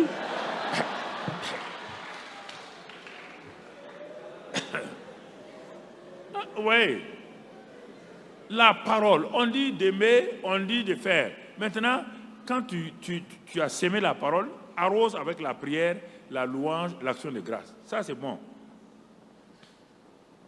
Ça, c'est au niveau de la famille. Bon, rapidement, au niveau de l'enfantement. S'il n'y a pas, vous êtes marié, il n'y a pas d'enfant, on a prié beaucoup, il n'y a pas d'enfant, arrêtez-vous, ouvrez la Bible. Au commencement était la parole. Comment les premières femmes ont eu des enfants, celles qui étaient stériles. Comment Sarah a eu enfant, c'est la parole qui a parlé. Comment Rebecca, comment tous les gens ont eu comment Anne a eu. Regarde leur cas. Il est dit, Anne dit, elle révèle une vérité, elle dit que quand elle a eu Samuel, dit, la stérile enfantera cette fois. Donc, prends ces paroles-là. Dieu tu as dit à Adam et Ève que tu as dit, soyez bénis, je vous bénis. Et dans la bénédiction, tu as dit, premier élément de la bénédiction, soyez féconds. Tu n'as pas dit, tout le monde sauf moi. Je suis dans Sarah, j'étais dans Ève, et mon mari dans Adam. Même quand Adam et Ève ont péché là, ils ont été féconds, non? Alors Dieu, pourquoi moi je ne suis pas fécond? Je m'appuie sur ça. Tu as dit à maman Ève d'être fécond, donc toutes les filles d'Ève sont fécondes. Même s'ils ont péché, je suis féconde. C'est comme ça qu'il a dit à plusieurs femmes, crois ça, et plaide ta cause devant Dieu. Dis-lui que si tu me donnes cet enfant, il veut te le donner. Il y a plusieurs cas comme ça, et tu vas voir. Donc, il veut te donner plusieurs passages, mais on va... la stérilité primaire, il y a des gens qui n'ont que des garçons. Ils veulent une fille. C'est la même chose. Il y a des gens qui n'ont que des filles, ils veulent un garçon. Plusieurs fois, j'ai annoncé ça, puis j'ai prié avec eux, et ensuite, ils ont eu un enfant, un garçon, une fille. Il y a un monsieur, qui voulait renvoyer sa femme. Pourtant, il est chrétien. Il a eu 3 filles. Il lui dit que c'est la femme. Moi, je dis que ce n'est pas la femme. C'est le germe vient de l'homme. C'est pas la femme ne reçoit. C'est pas la femme n'a rien. C'est pas la femme qui donne des enfants. Les gens, même les intellectuels, croient à ces mensonges-là. C'est pas la femme qui dit elle me fait des filles, elle me fait des garçons. Là, c'est quelle histoire ça? Toi, tu es un intellectuel comme ça, tu ne sais pas que la semence vient de toi. La semence ne vient pas de la femme. Et un jour, j'étais en train de prier à la radio, une semaine avant. Je priais. Dieu me montre, je priais, c'était à la radio. Dieu me dit, je vois une femme là, dans une cour. Dieu me dit, femme, vous venez d'ouvrir elle venait d'ouvrir sa radio, vous venez d'ouvrir votre radio. Vous avez 3 filles et votre mari a dit que si la prochaine grossesse, il n'y a pas de, vous avez 3 garçons, 3 filles. Si vous n'avez pas un garçon, en tout cas, lui, il va te laisser. Pourtant, il est chrétien, il est responsable d'église. Quand j'ai dit ça, la femme vient d'ouvrir et les premières paroles, c'était elle. Or, la prédication qui était donnée là, ce n'était pas le même jour. C'était une semaine avant que j'ai enregistré pour la radio. Mais elle prend ça net, elle croit. Elle dit à son mari, je suis enceinte. Son mari dit, bon, ok, il n'y a pas de problème. Mais quand tu veux encore faire les filles, attention, hein, tu pars. Il dit, non, non, c'était un garçon cette fois-ci. Et le mari lui a dit, mais où tu as cette assurance-là? Il dit, j'ai ouvert la radio parce que Karambele a dit, femme, voilà Isaac qui vient. Et puis, il a décrit ma situation. Il dit, ok, bon. Il ne croit pas au miracle. Il dit qu'au jour où l'enfant est venu, Isaac, ils sont venus, ça a fauté dans mon bureau. Il y a plein de cas comme ça. Ça a fauté dans mon bureau. L'enfant. Ils sont venus. Ce sont des Nigérians. Ils sont venus me présenter l'enfant. Et puis, j'ai pris la photo, mais dans mon bureau. La parole faite. Stérilité vaincue. J'ai tout juste. Je vais terminer tout à l'heure. La guérison. C'est la même chose. La guérison. Vous avez des passages, le psaume 107, 20. Il a envoyé sa parole et les guérit. Vous avez Isaïe 53, versets 4, 5, 6, 7. Vous avez 1 Pierre 2, 24. Vous avez Matthieu 8, 17. Vous avez le psaume 103, versets 4, 5. Vous avez Exode 15, 26. Tous ces passages-là, méditez-les. Ne commencez pas à prier sans méditer. Ensemencez-vous avec toutes ces paroles de guérison. Jusqu'à ce qu'on dit que vous demeurez dans la parole, vous serez disciples de la parole. Ceux qui demeurent dans la parole deviendront disciples de la parole. Jean 8 là. Et quand ils deviendront disciples de la parole, ils vont connaître la vérité. Et quand ils vont connaître la vérité va les rendre libres. Donc, la vérité de la guérison. Demeure d'abord dans la parole de guérison. Sois disciple dans la parole de guérison. Si tu es disciple là-bas, alors la vérité va se révéler. Et quand elle va se révéler, tu deviendras un homme libéré dans ce sens-là. Comme la petite fille qui avait la tuberculose. Et vous connaissez cette histoire. Et elle avait la tuberculose. Et elle était en train de mourir. Leur pasteur ne croit pas à la guérison divine. Donc, les médecins venaient voir l'enfant, petite fille, patiente, bientôt ça va finir, tu iras trouver papa bon Dieu, tout ça, etc., etc. L'enfant était couché, elle croyait à ça. La petite fille croyait à ça. Et sa maman croyait à ça. Un jour, la petite fille a pris 1 Pierre 2. Elle lisait. Elle a commencé à lire que lui, Christ, qui a porté nos péchés en son corps sur le bois maudit du calvaire. Ah, la petite fille dit, Jésus a pris nos péchés, mes péchés. Donc, ce n'est pas une image, hein? Il a pris mes péchés. La petite fille dit, oh Seigneur, merci, tu as pris mes péchés, tu m'as pardonné, tu as enlevé tous les péchés. Et puis, elle était fatiguée, elle s'est couchée, avec la Bible ouverte. Au bout de quelques temps, elle s'est réveillée, elle a reposé ses yeux sur le même passage. La deuxième partie, lui, par les meurtrissures duquel vous avez été guéris. Elle dit, mais si la conjugaison est réelle, elle n'a pas dit nous serons guéris. Vous avez été guéris. Mais elle dit, non. Mes péchés ont été déjà pris. On n'a pas dit mes péchés seront pris. C'est parce que mes péchés ont été pris que j'ai dit merci à Dieu. On me dit ici que j'ai été guéri. Donc c'est un fait. Elle a commencé à remercier Dieu parce qu'elle était guérie. Elle a crié. Sa maman a couru pour venir. Le docteur a dit, quand votre fille va commencer à mourir, elle va dire des choses insensées. Elle va demander des choses bizarres. Elle va faire ceci ou cela. Donc quand elle a entendu, la fille a crié, elle est venue. Et elle dit à sa maman, prépare-moi mes habits, je vais me lever. Il dit, voilà, elle est partie pleurer. Voilà, docteur, tu as dit, bon, elle a la faim. Et elle ne voit pas venir sa maman. La petite fille s'est assise au bord du lit. Le combat de la foi a commencé. Satan lui dit, si tu te lèves, tu es une fille morte. Les vertiges là, tu vas tomber raide morte. Elle se lève effectivement, les vertiges commencent. Mais elle dit non, Jésus a dit qu'il a pris mes maladies, que j'ai été guéri. Mais Satan lui souffle. C'est comme ça qu'il fait. Tu n'es pas guéri, regarde comment tu es maigre. Regarde les vertiges, regarde les problèmes. Elle a continué à confesser. Et après, sa maman a amené. Elle a porté ses habits. Et sa maman pleurait toujours en bas. Et elle est descendue l'escalier tout doucement, tout doucement, tout doucement. Et sa maman avait appelé le docteur. Le docteur dit non, bah, c'est la fin. C'est la fin comme ça pour elle. Hein. Donc quand la fille est descendue habillée, elle ne peut pas bien marcher. La maman a éclaté. Bon, c'est la mort là qui lui a donné les dernières forces comme ça. Elle marche. La fille dit, maman, moi je suis guéri. Il dit, on ne peut pas être guéri comme ça. On ne peut pas être ma fille, on ne peut pas être guéri comme ça. Elle s'est assise. Elle dit, amène-moi à manger. La maman la pleure. Elle dit, voilà, si tu manges maintenant, là, c'est fini. La fille dit, il a dit que par ses meurtrissures, je suis guéri. Mais le constat fait, elle n'est pas tombée. Elle n'est pas morte. À la fin, la guérison est venue totalement. C'est ça qui a été fait avec Oral Roberts. Oral Roberts, il avait la tuberculose. Je suis allé à Tulsa, Oklahoma. Oral Maybe Center. Donc, c'est un truc de centre et puis la tour de prière. Tout ça, dans les années 87. Je suis allé là-bas, chez Oral Roberts. Il y avait Benson Idahosa, Oral Roberts, tous les grands hommes, Jerry Savelle, tous ces gens-là, ces grands hommes de Dieu. Moi, j'étais un jeune prédicateur. J'étais assis, je regardais comment ils opéraient. Donc, tu comprends? C'est là que j'ai appris beaucoup de choses avec ces hommes de Dieu-là. Je les ai suivis, j'ai regardé comment ils opéraient, sur quoi ils s'appuyaient pour parler. Troisième élément, la loi de s'aimer et de récolter. Beaucoup de gens disent, ah, mais j'ai donné mes dîmes, mes offrandes. C'est le problème que vous donnez vos dîmes ou vos offrandes. Dieu a déjà dit à Noé, tant que la terre sera terre. Donc, il faut sortir, il faut dire à Dieu, la terre, là est terre.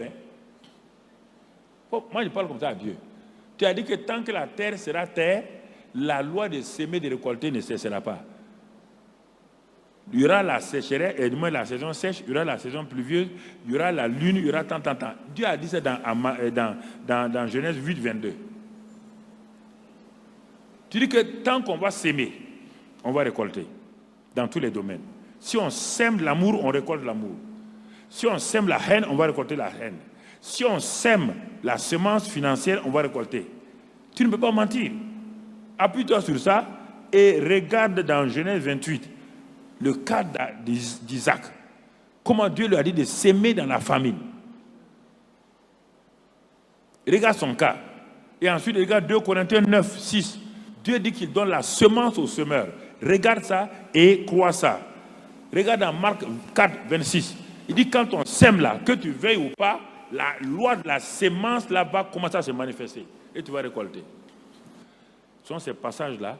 Quand j'ai lu, j'ai regardé. J'ai été disciple de cette parole-là. Il dit, si vous demeurez dans ma parole, vous êtes vraiment mes disciples. Il faut d'abord être disciple de la parole.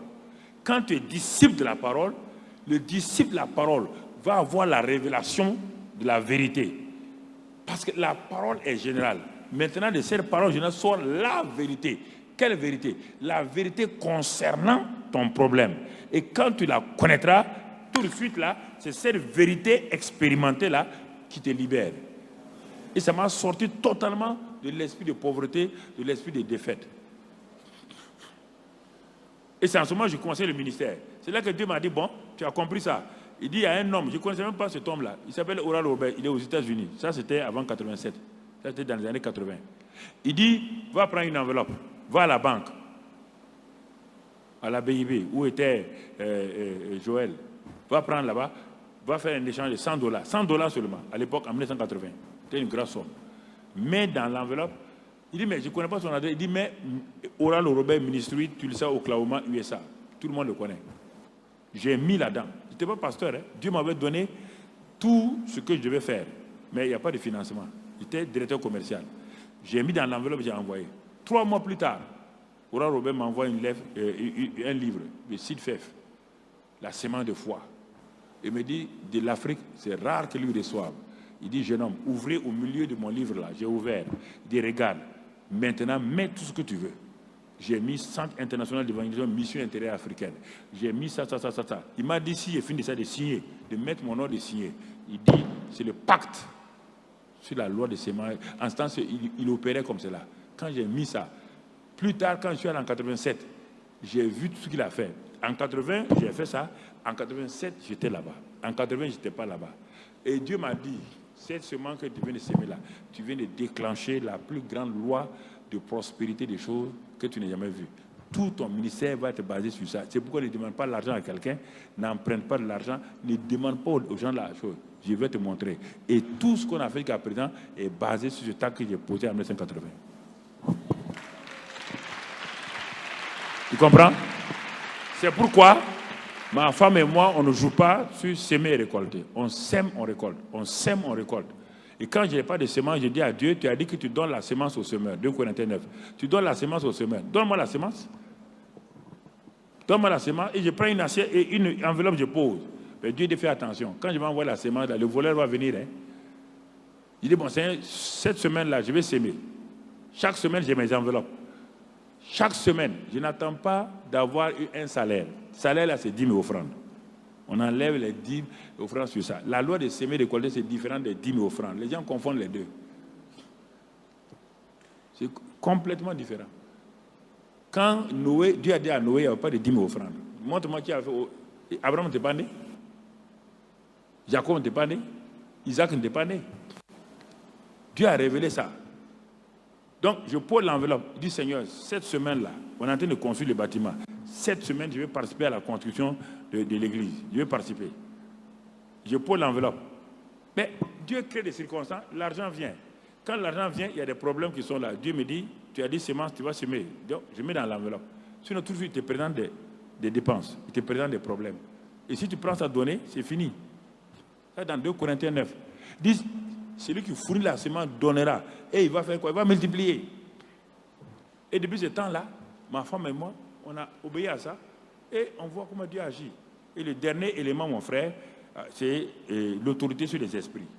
Il t'a dit que lui, il t'a donné le pouvoir de marcher sur les serpents et les scorpions. Ça, c'est la parole. De marcher sur les serpents. Au commencement, il t'a dit qu'il t'a donné la chose. Il dit, chassez les démons en mon nom. Faites ce qu'il vous dira. Pourquoi vous compliquez la situation? D'abord, vous ne laissez pas la parole pénétrer. Tant que la parole ne pénètre pas dans le sol, ça ne peut pas grandir. Si vous déposez le mil ou le maïs comme ça sur le chose là, les oiseaux vont tout picorer. Il faut ouvrir, mettre là-dedans et veiller. Il dit, je vous ai donné le pouvoir de marcher sur les serpents, les scorpions et sur toute la puissance de l'ennemi. Rien ne peut vous nuire. Marc 16, il dit, voici les miracles qui accompagneront ceux qui auront cru. Je suis un croyant, il dit, ils vont m'accompagner. Je médite, je regarde, maintenant je prie en langue, je prie en langue. Quand je me présente devant un cas difficile, je ne m'appuie pas sur moi-même, je ne regarde pas le cas. Parce qu'il y a une chose que je dois comprendre, il y a ce qu'on appelle la vérité et la réalité. La vérité, j'ai enseigné ça à nos gens, la vérité, la réalité c'est quoi? Voici un homme qui a un cancer.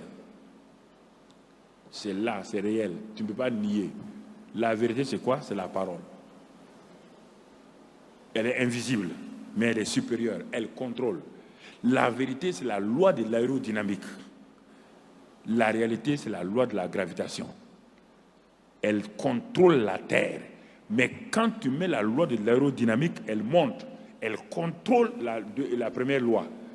Donc, la loi de la foi est cette loi-là qui te permet, par la vie de l'esprit, de contrôler cette réalité qui est là.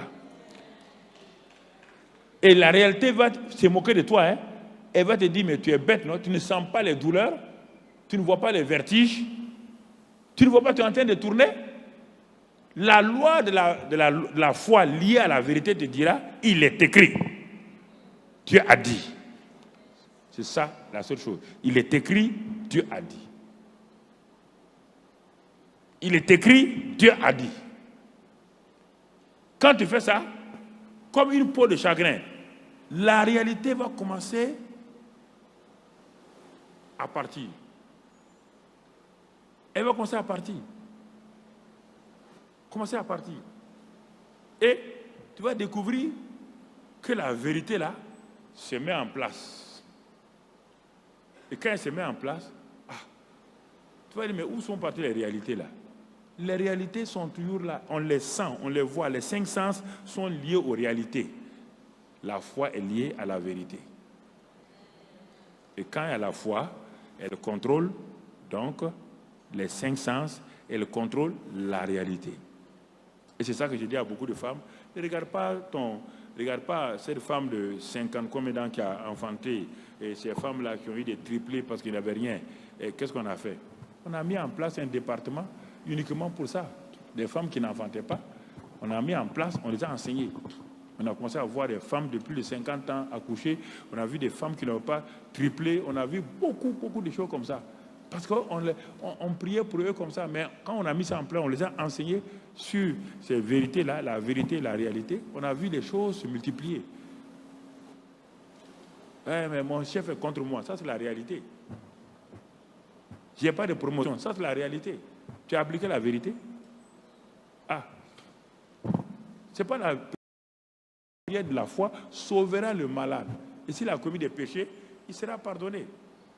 Mais si toi, tu peux pas mettre la prière avant la vérité, ça ne marche pas. Tu as mis la charrue avant les bœufs. Ça ne marche pas. Voilà, c'est ça que je voulais vous dire.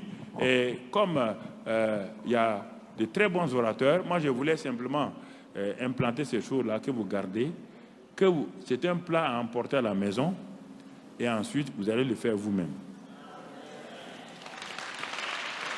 Voilà. Je vais m'arrêter là, mais avant de terminer, donnez-moi 5 minutes. 5 minutes, homme de Dieu. 5 minutes. 5 minutes. Est-ce que vous connaissez mon chant? Vous le connaissez? Où sont les filles là? Elles sont là. C'est les garçons. Non, ok, mettez-vous là un peu, mais ne chantez pas d'abord. Laissez-moi 2 minutes, je vais expliquer avant de commencer à chanter. Bon, et homme de Dieu, Amazou, l'année passée, j'ai vu votre femme. Je l'ai regardée simplement.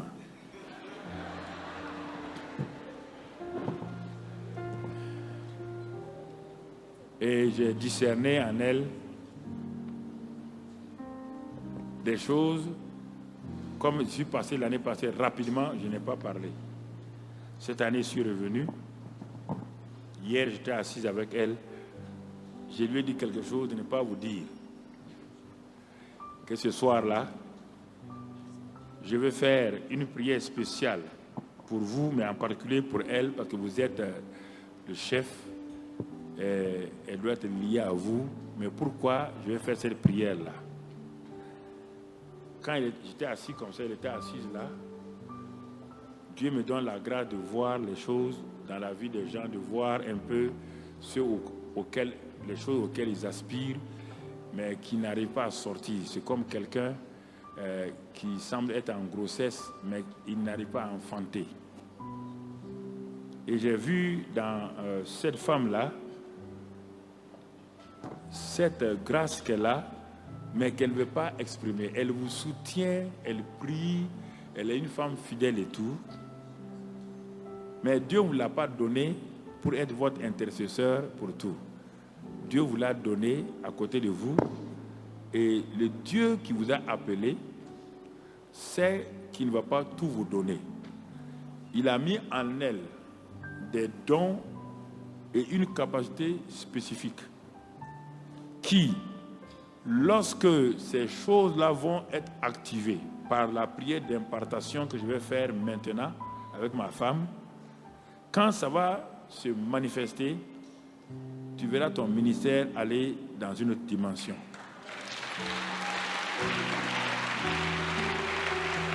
Et écoute-moi, parce que tu vois mon épouse, Dieu lui a donné beaucoup de choses. Elle a fait beaucoup de choses. C'est ma fille et ma femme. Fille, je l'ai enseignée pendant des années. Femme, quand je devais épouser, Dieu m'a dit, c'est elle que j'ai préparée pour toi. Je l'ai gardée comme ça pour qu'elle soit ta femme. Quand elle est venue, j'ai dit à Dieu, j'ai vu en elle beaucoup de choses. Elle avait déjà travaillé. Quand on l'avait envoyée au Mali comme fonctionnaire international, elle a ouvert une église là-bas et cette église aujourd'hui a au moins 10 annexes ou 11 annexes. Ensuite, on l'a envoyée au Niger. C'est elle qui a préparé avec les églises du Niger mes croisades d'évangélisation au Niger. Elle était directrice de World Vision et tout. Donc, quand nous sommes mariés, Dieu m'a montré, le jour même du mariage, quand on a fini, j'ai appelé les pasteurs anciens. Dès qu'ils ont prié pour nous, j'ai dit aux pasteurs anciens là, tout de suite, il faut consacrer ma femme là. Le même jour, elle s'est mise à genoux et les pasteurs là ont posé les mains sur elle, l'ont consacrée. Mais maintenant, j'ai dit à Dieu, je t'ai demandé ce que je n'ai pas pu faire moi-même. Parce que tu as vu comment j'étais limité. Maintenant qu'elle est là, tout ce qui était caché en elle, là, toute cette capacité que tu as mise en elle, là, sors ça devant tout le monde. Écoute-moi, ça fait bientôt 10 ans. Mais si tu prends mon ministère depuis, disons, presque 40 ans, et les dernières années, là, j'opérais comme un évangéliste. Ça, on n'a pas besoin d'aide. Ça, c'est l'onction qui détruit les jours, qui guérit les malades et tout. Mais maintenant, comme enseignant et un homme qui doit accomplir la vision de Dieu, il me fallait que cette femme-là soit là.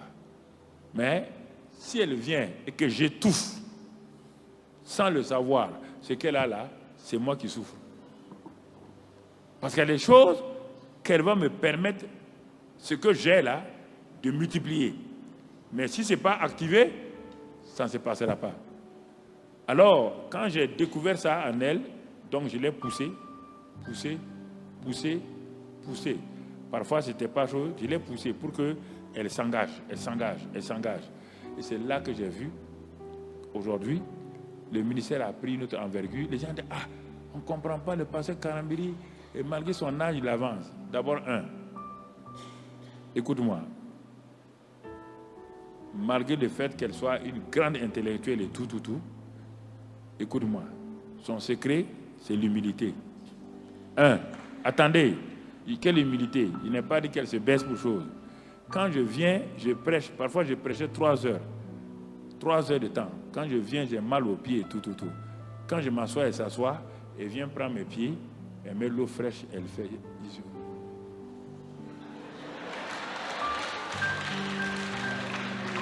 Quel est l'homme qui n'est pas content comme ça?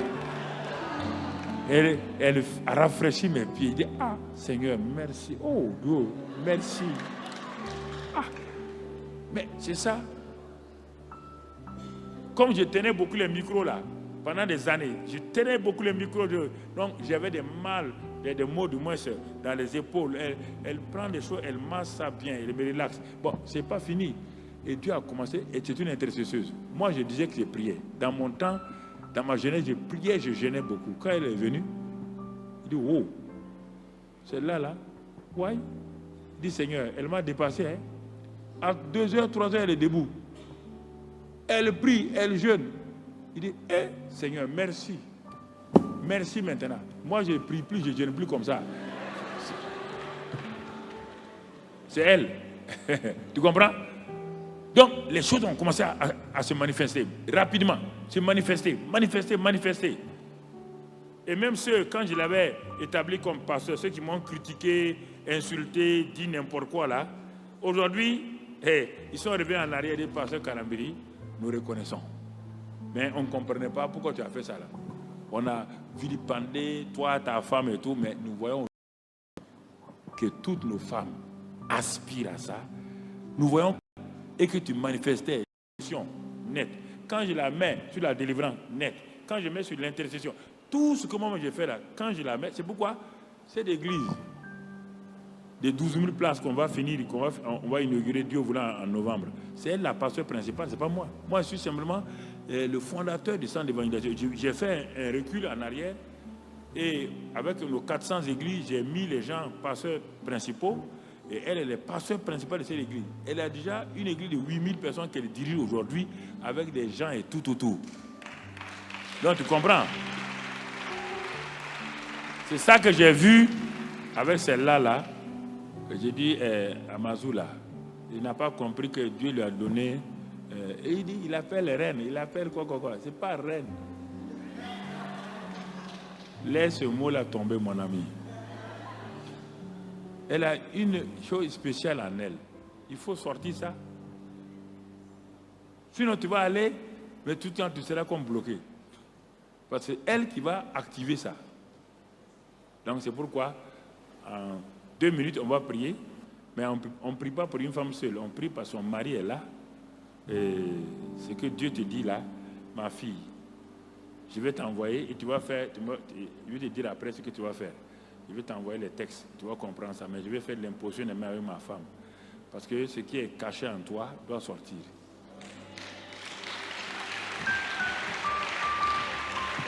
Ok.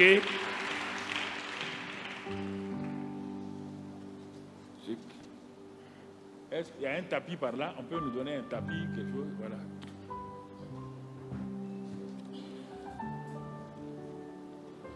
On va tout juste, elle va... Non, ça c'est trop fin. Je veux quelque chose qui soit un peu épais. Il n'y a pas ce tapis là qu'on peut prendre? Il y en a, ok. Voilà, donc on va enlever la table pour que ça soit au milieu. Ça va, caméraman, tu es bien, c'est centré.